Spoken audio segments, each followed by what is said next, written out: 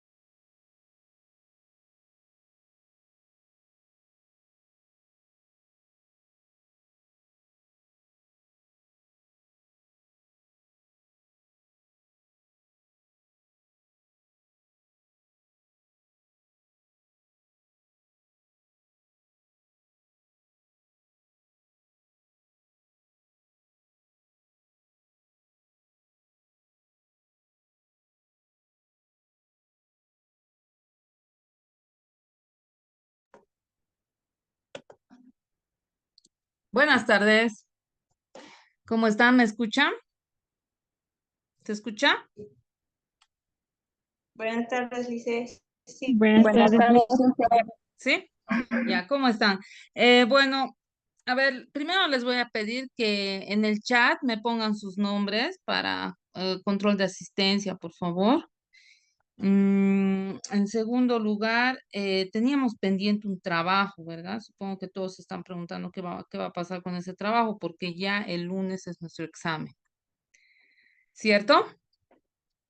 Entonces, lo que vamos a hacer es que ese trabajo lo vamos a trasladar para el segundo parcial, ¿ya? Entonces, con todos los trabajos que ustedes ya me han presentado, con eso yo me voy a dejar guiar la parte del puntaje respecto a las actividades que se ha tenido en clases, ¿ya? Mm, Hoy día nos vamos a abocar a avanzar, ¿ya? Avanzar. Hoy día vamos a intentar avanzar dos temas que igualmente va a entrar al examen.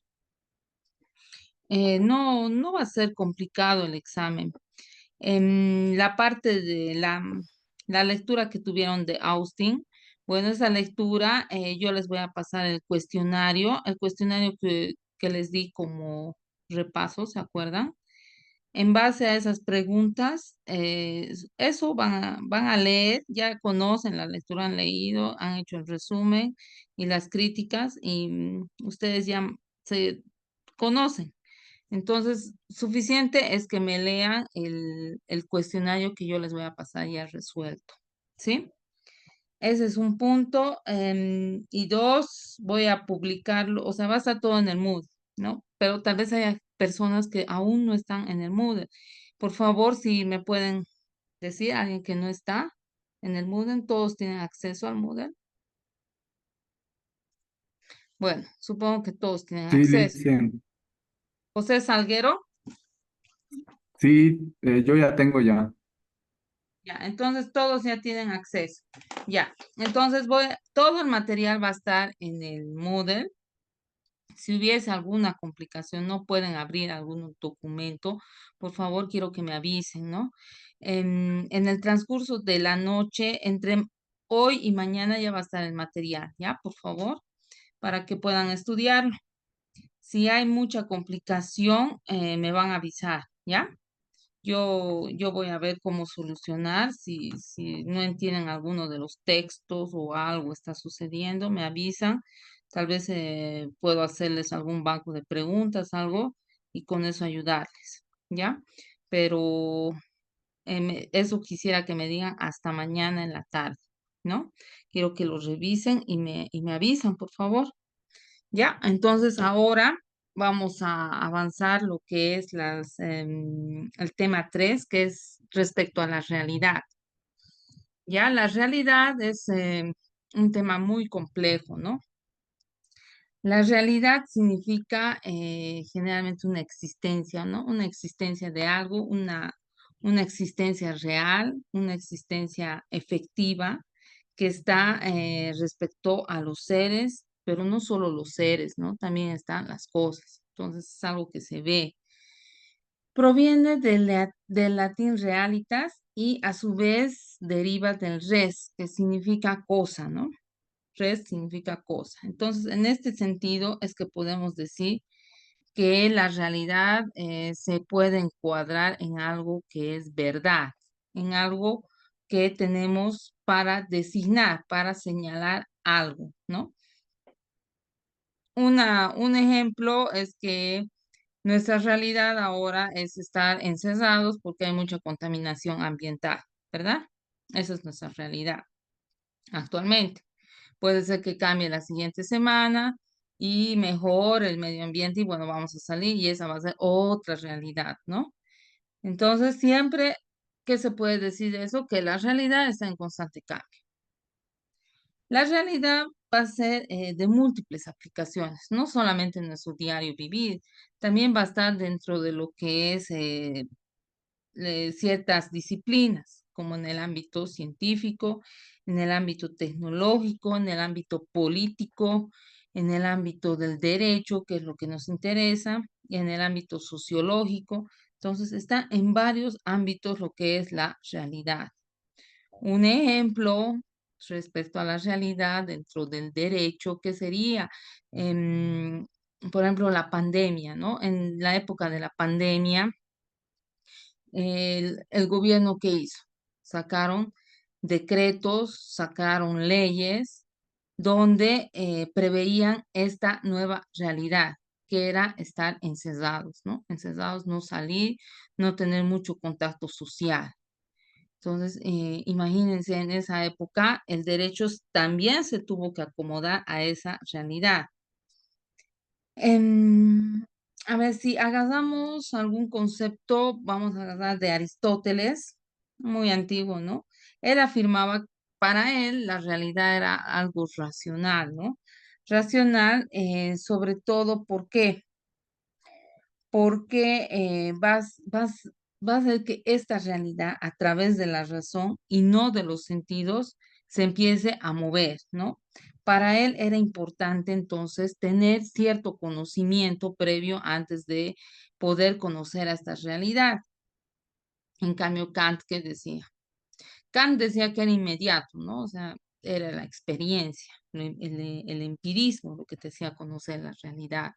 Esto también está parte en su trabajo, supongo que ustedes han hecho, o que tenían, o que tienen que concluirlo.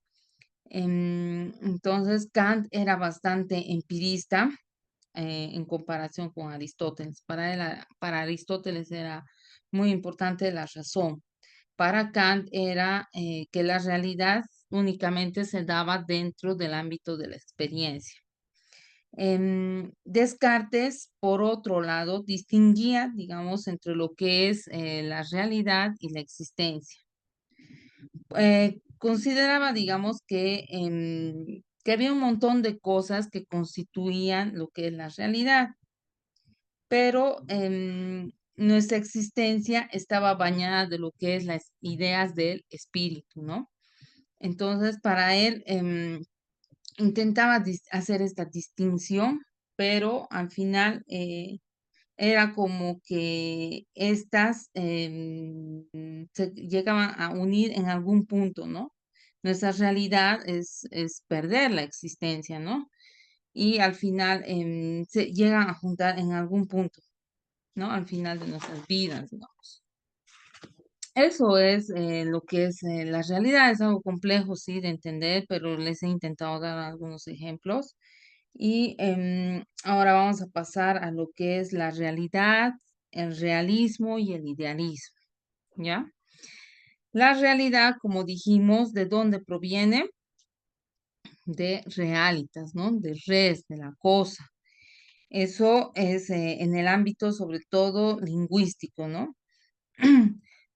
¿Qué es lo que va a hacer? La realidad se va a encargar de ese conjunto de cosas, ¿no? De cosas tales que van a ser, sí, percibidas por el ser humano, ¿no?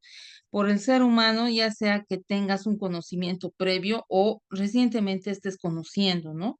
Pero estas cosas siempre van a ser por la naturaleza del ser humano que es curioso, quiere empezar a conocer, ¿no? Entonces, en ese ámbito van a ser, sí, percibidas por el ser humano, ¿no? Después están el realismo. El realismo es un poco diferente, ¿no? Él va a considerar objetos, pero objetos que llegan a ser independientes de lo que es la conciencia y el pensamiento del hombre. El realismo jurídico sobre todo va a intentar, digamos, siempre estudiar respecto a lo que es la eficacia de la normativa, ¿no? Con viendo siempre con la fuerza estatal, en qué manera se une lo que es el realismo jurídico con la fuerza estatal, es decir, en la toma de decisiones. El derecho no está formado por en su totalidad por enunciados netamente obligatorios, ¿no? Creo que en la anterior clase les expliqué, no es netamente obligatorio, sino que también el derecho te otorga facultades, facultades que están a tu libre disposición de acudir a ellas o no. Em, pero todas estas reglas sí están impuestas o reglamentadas para que el ser humano cumpla, ¿no? Y todo esto es por la autoridad estatal. Entonces, en este punto, es necesario ver si como sociedad van a dar esa validez, ¿no? A todo esto, a la vigencia de todo este conocimiento del derecho que puede tener este órgano estatal. Y del idealismo, ¿qué podemos decir del idealismo? Bueno, el idealismo, en primera instancia, el idealismo para ellos era el Dios, ¿no? Conocer al Dios, pero una vez que hubo esa división de varias religiones, entonces es que deja de perder un poco de importancia, ¿no? Lo que es el Dios. Y bueno, empiezan a surgir varios idealismos, digamos, ¿no? Idealismos el ser, idealismos el número, idealismo la forma. El idealismo en realidad es lo que persigue cada ciencia, ¿no? El idealismo filosófico se va a centrar en qué. Si decimos que que la filosofía es amor a la sabiduría, qué va a perseguir? ¿Qué va a perseguir? La mente, ¿no? El conocimiento, esa realidad que se va a sumergir de acuerdo a lo que es la conciencia del ser humano. Entonces siempre va a querer buscar lo que piensa, ¿no? Lo que piensa el ser humano. Ese sería un ejemplo, ¿no? Respecto a la concepción de lo que es la idea. Este idealismo al final llega a ser la base del realismo, ¿no? Gracias a él es que empieza a surgir lo que es el realismo. Em, es necesario entonces con todo esto llevarnos a estudiar lo que es la ontología. La ontología es una disciplina de la filosofía. ¿Qué va a ser la ontología? Va a estudiar al ser humano, ¿no? Al ser, sobre todo, pero desde su punto de vista de su realidad, de su existencia como ser, ¿no? Em, pero no solamente va a estudiar su realidad, sino también va a querer ver sus conocimientos, ¿no? Sus conocimientos, los objetos que rodean este conocimiento y va a ver que estos conocimientos también pueden ser reales, ideales, metafísicos o también en base a los valores, ¿no? Em, la filosofía de la ontología se ha clasificado, tenemos una clasificación, ¿no? Que es la ontología general y la ontología regional. Son dos enfoques que se dan respecto al estudio del ser, porque hemos dicho que la ontología es el estudio del ser. Entonces, ambas divisiones, que es la ontología general y la ontología regional, se van a ocupar de las cuestiones sobre el por qué existe el ser, ¿no? Entonces, uno será a nivel general y el otro estudiará a nivel particular, ¿no? Como lo dice su nombre. La ontología general se va a referir al estudio de las características, pero desde un punto de vista general, o sea, en su totalidad, se podría decir. Todas esas propiedades por las que existe también el ser, ¿no? Principios, siempre va a querer ver los principios que van a tener que ser aplicados independientemente de la naturaleza particular de cada uno de los seres, ¿no? La ontología, sí se va a plantear varias preguntas, ¿no? Entre esas preguntas está, ¿pero qué significa ser? ¿Pero por qué existir? ¿Pero por qué existimos a nivel universal? ¿Qué es lo que fundamenta, digamos, la existencia del ser? Entonces hay un montón de preguntas que se va a plantear la ontología general, ¿no? Pero como lo dice su nombre, en su totalidad. En esta ontología general, ¿qué va a hacer? Estudiar, sí, el ser, su existencia, su esencia, su sustancia, de que por qué está aquí, es decir, su existencia, ¿no? Sus relaciones también dentro del tiempo, dentro de la causa, dentro de un espacio en concreto. Mm, y en este punto, digamos, la ontología general no va a querer sobrepasar ese límite, ¿no? Porque va a llegar a un punto donde sí se van a tener que establecer características ya muy particulares o esenciales del ser. Entonces, en este punto, ¿quién va a entrar? La ontología regional. La ontología regional igualmente se va a encargar del estudio del ser, pero dentro de ámbitos, regiones más específicas, ¿no? De la realidad. Mm, digamos, esta realidad, como hace un rato les di un ejemplo, la realidad, por ejemplo, de la pandemia que teníamos, se lo tenía que ver también desde varios ámbitos, ¿no? Una realidad respecto a la educación, una realidad respecto a lo psicológico, una realidad respecto sobre todo a la salud, ¿no? Que era en ese tiempo lo más importante, el sector salud, una realidad desde el ámbito del derecho, porque varios estaban, tenían que acudir en busca de justicia, ¿no? Entonces no podía dejárselos así al abandono, ¿no? Sin esa seguridad judicial. Entonces, en este punto es que el ser humano tenía que sí ser atendido por el derecho también, ¿no? Entonces, si ustedes se dan cuenta, la ontología regional va a estar va a querer estudiar todas esas realidades que se pueden presentar, ¿no?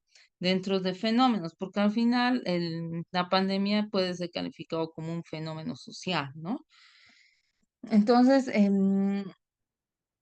esta realidad va a tener sus propiedades, ¿sí?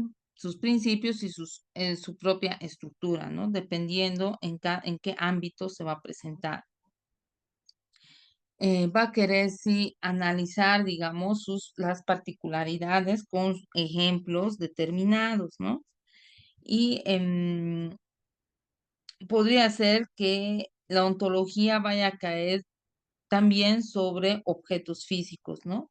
Empezar a estudiar los cuerpos materiales. Por ejemplo, en la pandemia, voy a seguir con la pandemia como ejemplo, que se estaba estudiando las vacunas, ¿no? En ese tiempo podían ser calificados como estos cuerpos materiales. Y también está la ontología sobre los seres vivos, ¿no?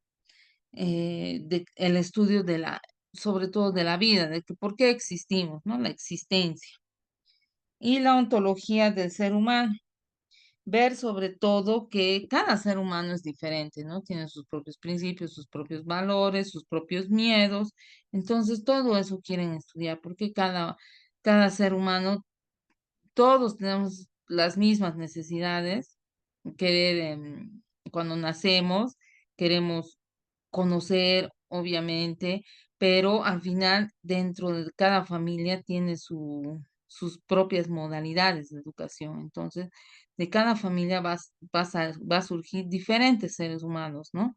Con sus particularidades, ¿no? Con sus propias características, pese a que tengamos nuestros hermanos y todos estemos viviendo bajo el mismo techo, con la misma familia, igual vamos a tener diferentes características, diferentes formas de pensar, diferentes principios, valores, tal vez un poco similar, pero siempre va a haber en que algo de diferencia, ¿no? No va a ser al 100% igual. Entonces, a todo eso quiere llegar la ontología regional. Es un poco complejo, ¿no? Llegar a cada uno de esos puntos, pero bueno, ese es su, su, el motivo de la existencia de la ontología regional. Ahora vamos a ver clases de realismo. Entre esas clases de realismo vamos a agarrar primero el realismo inmediato, ¿ya? El realismo inmediato puede ser em, conocido como aquel realismo objetivo, ¿no? Aquel enfoque de alguna representación fiel y directa de algo, ¿no? De tal como es, sin ningún tipo de idealización, ¿no? Porque cuando tú idealizas, puedes cambiarlo a lo que tú creas, a lo que tú pienses, ¿no? Entonces es agarrar este realismo inmediato y percibirlo tal cual es, ¿no? En ese tiempo. Y esto se va a ir captando también en nuestra vida diaria, ¿no? En nuestra vida cotidiana. siempre tú vas a querer conocer cada una de las cosas, ¿no? Que una vez que sales a la sociedad y tus primeros años en el colegio, lo primero que vas a hacer es por la curiosidad que tenemos, empezar a conocer, empezar a preguntarte por qué está aquí, de qué significa eso. Entonces, en ese punto es que se da este movimiento dentro de la vida cotidiana. Algunas características que podríamos decir de este realismo inmediato está sobre todo una representación fiel, ¿no?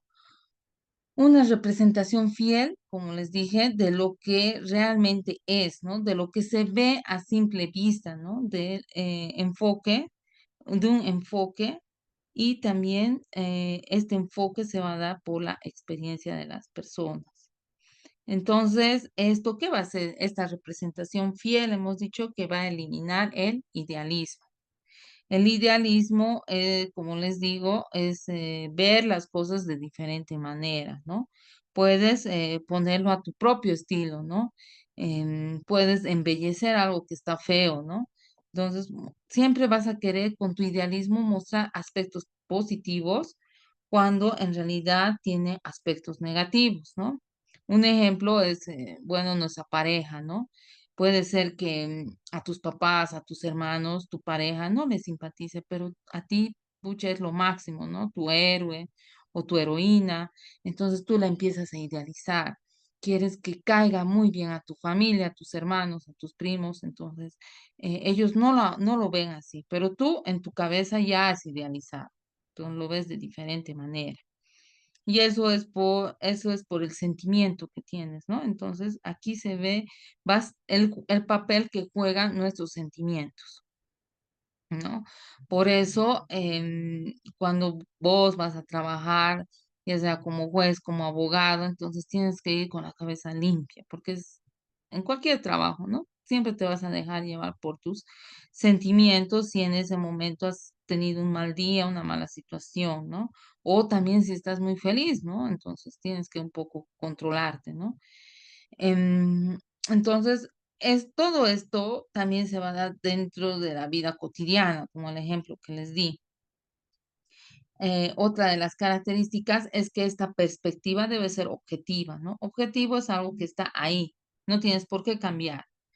Y los personajes, digamos, que se van a dar, como les dije, es que tú por tu idealización quieras convertirlo en un héroe, en una figura muy extraordinaria, ¿no? Cuando en realidad no lo es. Por eso no debes, según esta característica del realismo inmediato, es que tú no puedes modificar, está ahí, ¿no?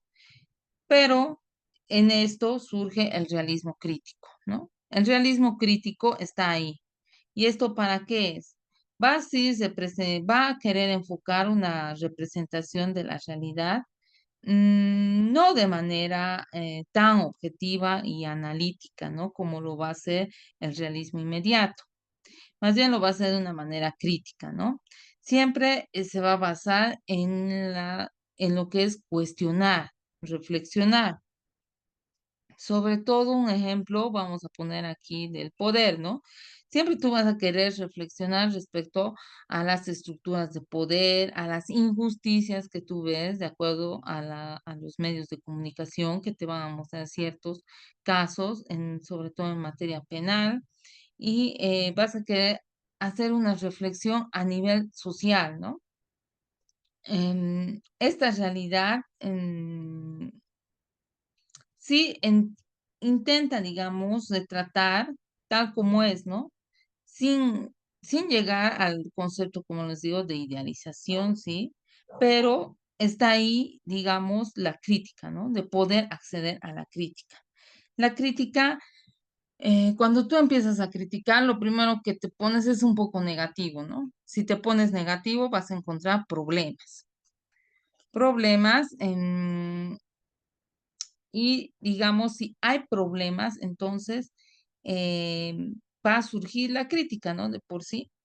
Y problemas no sociales, políticos, económicos, en varios ámbitos, ¿no? Y vas a querer siempre cuestionar. cuestionar la injusticia, las desigualdades, ¿no? Y querer solucionar todo. Entonces, a eso va la crítica social. La crítica social, entonces, te va a llevar a hacer un análisis profundo de los personajes que están interviniendo en estas relaciones, ¿no? Y, y la influencia, en nuestro caso, bueno, también de lo que es la filosofía jurídica, ¿no? El pensamiento crítico, el empirismo, haciendo énfasis siempre en lo que es racional, en lo que se ve. El derecho de por sí debería tender siempre a ser objetivo, ¿no? Pero, como les digo, se encuentran vacíos, modos de no poder acudir a la regla en su totalidad. Entonces, en ese punto ya se ve que el derecho va a tender siempre a ser un poco subjetivo, ¿no? Entonces, sí va a haber una influencia filosófica también, ¿no? Esas son algunas características del realismo crítico, ¿ya? Después, podemos hablar también del realismo empírico de Kant. Él, como Kant veía bastante, no quería desapegarse del mundo empírico, que es la experiencia, ¿no?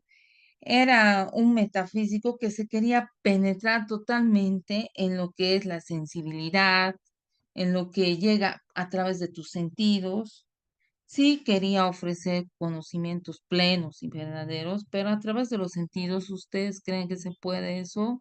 Es un poco complicado, ¿no? Ahí entra, digamos, la parte de la subjetividad, cuando tú observas algo, ¿no? Cuando tú solo quieres conocer algo a través de la observación, de la experiencia, ¿no? Para cada persona será diferente su experiencia al momento de conocer determinado objeto, digamos, ¿no? Y entonces podría ser que incita, digamos, a que ese mandato sí sea conocido por todo el mundo, ¿no? Debe ser conocido. Y él decía que al ser conocido nadie va a querer destruirlo, digamos, ¿no? Pero eso era mentira, ¿no? Porque va a haber, digamos, un grupo de personas que no van a estar contentos con ciertas normativas que el Estado te puede imponer. Entonces vas a querer un poco destruir para salvarte. Entonces, para él, en resumido, ¿qué podemos decir de Kant? Que va a suponer siempre que este realismo sea primero a través del reconocimiento de nuestra existencia, ¿no? Y de que cada una de las cosas son independientes. Y ahí tenemos la experiencia para empezar a conocer, ¿no? Em, Después tenemos el realismo según Alf Ross. Alf Ross es igual un realista, un filósofo que empieza a ver las normas para él de una manera determinante, ¿no? Empieza a ver el contenido no solamente formal, ¿no? También quiere ver un contenido moral de las mismas, ¿no?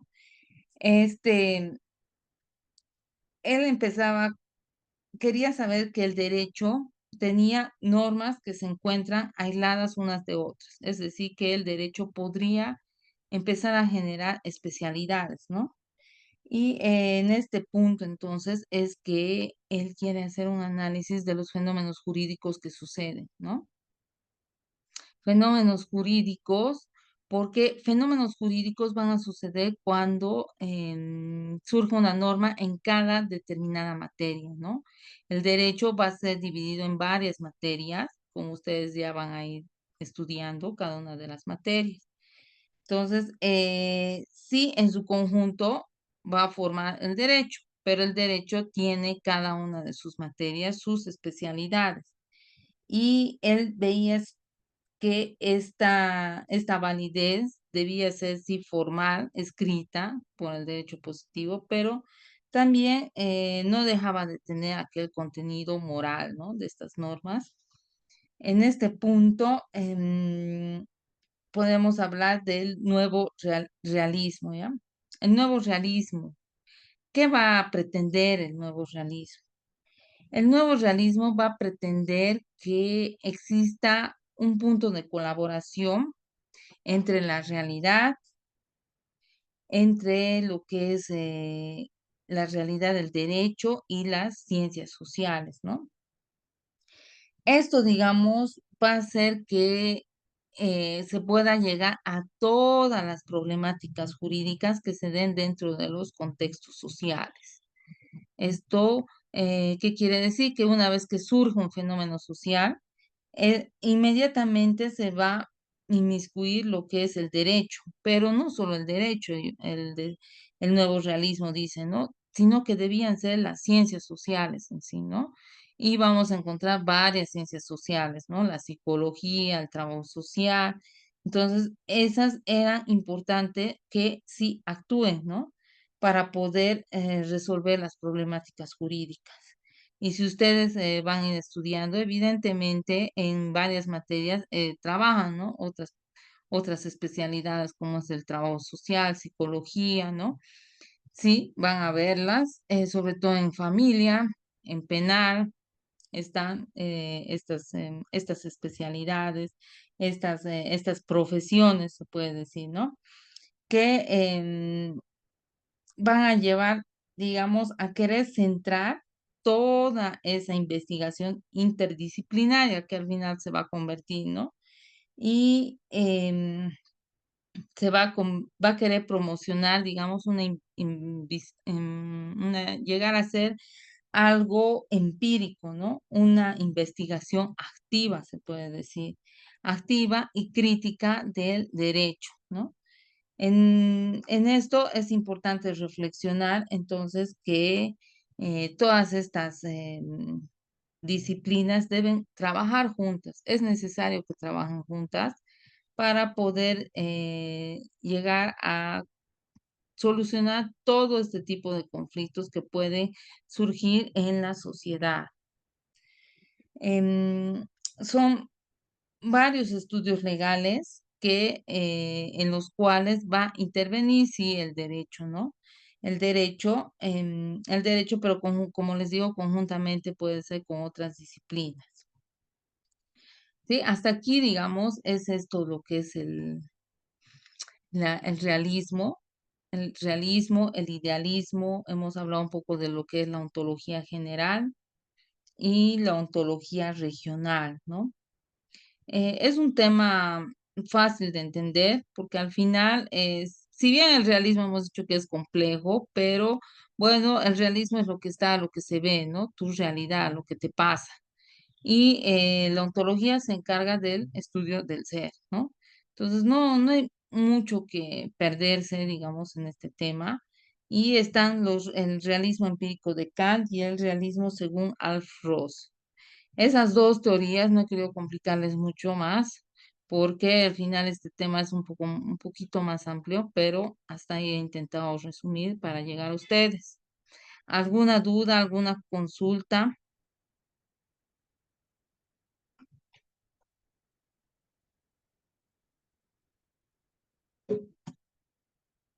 A ver, creo que hubo las últimas personas que ingresaron. Por favor, les voy a pedir que en el chat anoten su asistencia.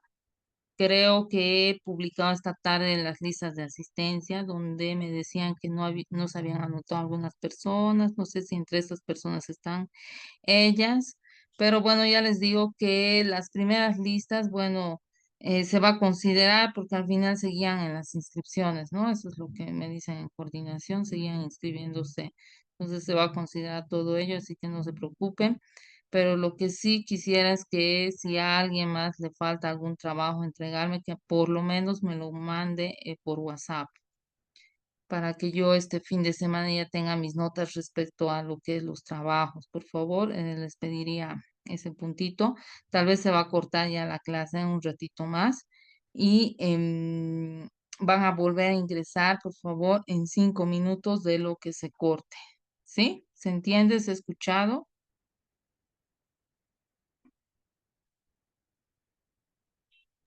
Sí, listen.